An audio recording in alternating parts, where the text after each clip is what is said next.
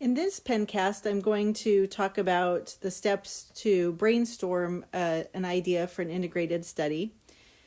And this is really helpful because it helps you to think about what you want to talk about the topic, in this case, trees, what you want to study, what you want to look into, what you want to explore with the children. And it also helps to keep it grounded in a real world example, so trees stay a topic of study rather than becoming unintentionally a theme. So we're going to go back to the beginning, and when you begin a topic like this, again, this is one way to brainstorm. There are many. When you think about your topic, you're going to put it in the center, so in this case, trees. And then what do you want to study and explore about trees? What are some of the things that make trees interesting? What do children maybe want to know about them? And so when thinking about this, I thought about the parts of a tree, types of trees, life cycle, the needs that trees have. And so under parts, we might explore things like their roots, trunk, bark, branches, seeds, cones. Under needs, we might look at air, water, soil, carbon dioxide, and even fire, thinking about coniferous trees that some of them actually require fire to open the cones so that their seeds can drop to the ground.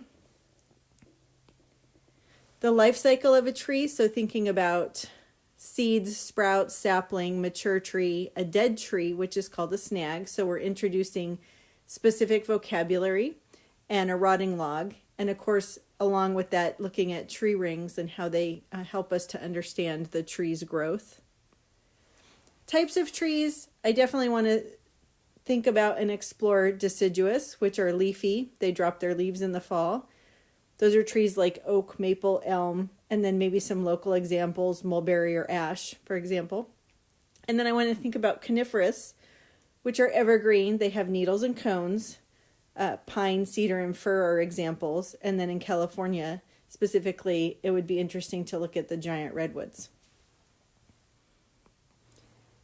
Now, I added a category all of a sudden because while I was brainstorming this, I thought, oh yeah, what about homes? How do trees provide homes? And they're a home for animals, birds, insects, and people use trees to build their homes if their homes are made of lumber.